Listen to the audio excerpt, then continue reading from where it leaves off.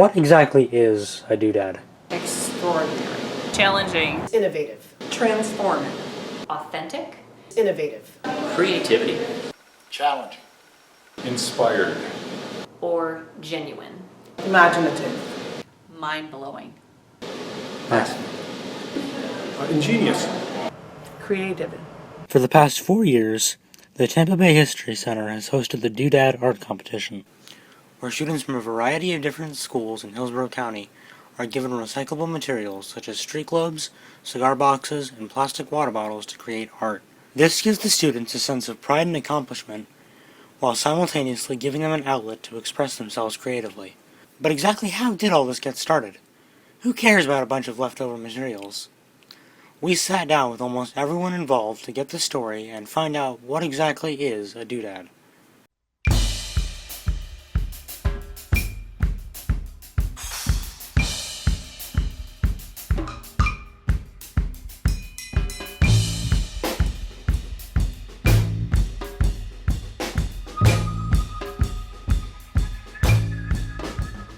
Jack Wyatt came to me. That is a Jack Wyatt question. Jack Wyatt came up with the idea. It's been Jack Wyatt. That goes to Jack Wyatt. My friend Jack Wyatt. Well, I guess I was the one that sort of started it. These globes were introduced to us at a board meeting at Horizon Bay. And the manager said, I'm taking these away, and I've got 33 of these. What can we do with them? Well, I took one home and looked at it for a couple of weeks and figured if I was of any age, including this one, I could do a lot with that. And I was able to, at that point, get in touch with Candy Olson, who was on the board, the school board, and she put me in touch with the supervisor for K through 12 in the Hillsborough County public school system. Jack Wyatt came to me and said, we have these big glass globes for street lamps that they can't use. Don't you think there's something that art students in the Hillsborough County schools could do with them? And I said, I don't know, but let's ask Dana Warner, who is our arts guru. Her title is supervisor, but she just knows all the teachers and the kids, and she said, absolutely. And I think she was the one who came up with it. So at that point, there was a former school board member on that board, and Candy Olson was her name, and she said, well, you know, I wonder if our new art supervisor would have an idea. So she came to me along with a couple people from the neighborhood association and said, we have 30 plastic street globes, what can we do? And of course, I thought of a sculpture competition. The repurposed illumination competition the first year, something that was really hard to say, and I couldn't spell half of it. So we had to ask Dana, we need a name. And Dana actually came up with the name of DooDad. We realized we needed to come up with a different object since there were only 30 street globes. So in the idea of renaming the competition, I had to come up with another name for an object. So I went to the dictionary and thesaurus and came up with the word doodad. And so it became the annual repurposed sculpture competition. Well, the first year we didn't know what it was going to be like. It's been said that, Jack will say this again, that it's like a box of chocolates, you never know what you're going to get. And we were blown away when we got our first set of doodads in, and they arrived at Horizon Bay, and it was just mind-boggling. And then we actually brought them over to the Tampa Regional Artist Building to have a little mini exhibit afterwards, and it was just mind-blowing. The first year, we only had about 30 or so doodads, and so it was limited to how many students could participate. And I cannot believe the creativity that came out from these students. We actually hosted the first annual and second annual doodad competition here at Horizon Bay at Hyde Park. It took over most of the first floor of our community. We had 30 doodads scattered all the way throughout the cafe, the dining room, the lobby, the town hall. Our residents got to enjoy looking at them for about a month, and then we had the judging and the whole competition here at the community. The actual sculptures were phenomenally creative. Bear in mind, these are cylinders essentially of plastic. There were fish, there were birds, somebody made sushi out of a plate, and they did a lot with a kiln and clay and then used the globe. All kinds of things. It was amazing. The second year when we had all of those cigar boxes, and to see, and they were arriving at Gorey, and what we had, we were just stunned, absolutely stunned. Then after the first year, knew we had to come up with a different object, or now that I called it doodads, and where do we get an object? So it came from Steve Van Orr, who was the PE supervisor, who had a contact through Support Our Troops, who sends goodies and toiletry items and even cigars to the troops at overseas. Well, it turns out that group had some 14,000 wooden cigar boxes, and obviously that became our next doodad. Since we've gotten this going, we've gotten to know a lot of the art teachers. And the art teachers are a very dedicated group. And so we have communication with them. We've had to get cigar boxes to them. They've had questions about whether they can use tools, what they can do with them. But it's always been on a positive way. They've always told us they love to be able to give the kids the challenge. What are you going to do?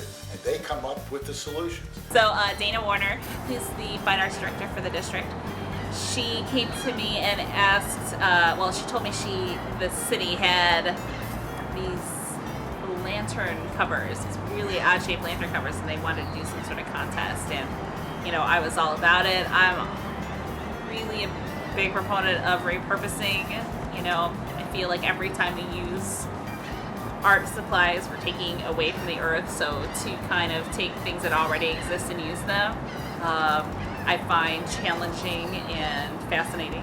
This is a competition where students can work together and collaborate on a big piece of artwork. And I think that's why the art teachers really have bought into this and really are enjoying doing it. And we have fun. I have a blast. I have a blast, the kids have a blast. It's fun, gives the kids something different to do, and it's a good community project, and the kids love the idea of a competition with prizes.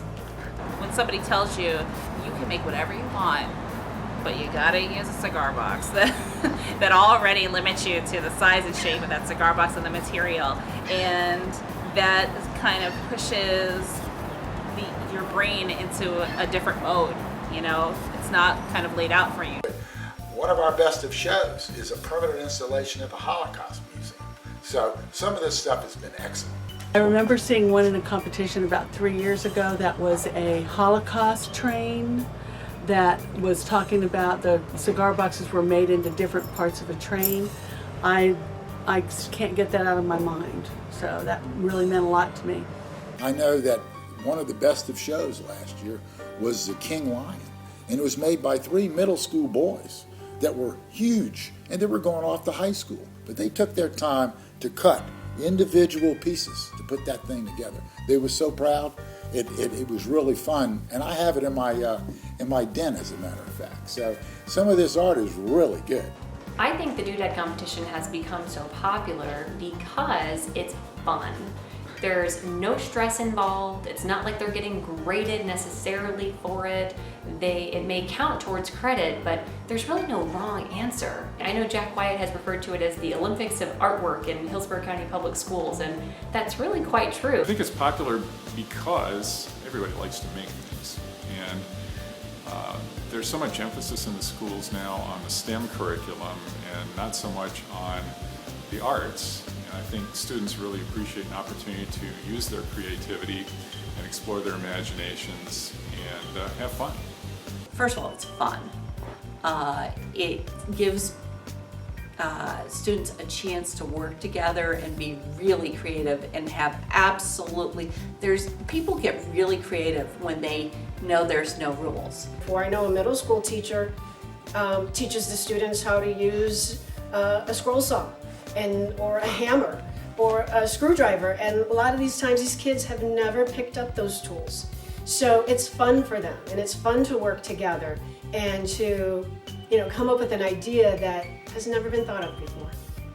My name is Kim Brannon, and I am Director of Marketing for Hillward Henderson. We are a law firm in downtown Tampa. We have the privilege of serving as the presenting sponsor for the second year in a row for the DooDad competition for Hillsborough County Schools. To be able to honor the students is my favorite part of the competition because they work so hard. The competition teaches teamwork, it teaches problem solving, and our community is going to need some very bright, intelligent, problem solving young adults one day when these teenagers eventually go away to college, and we hope that they'll come back to Tampa and want to live, work, and play here.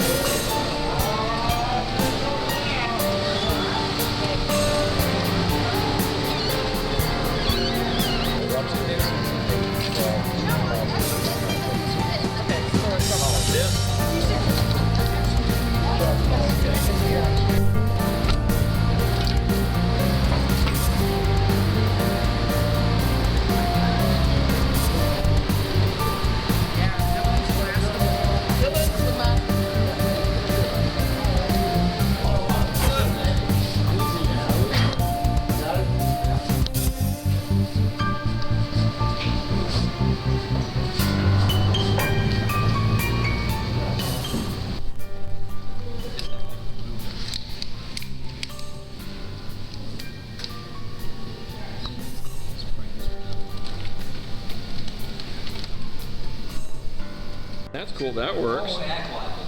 Right?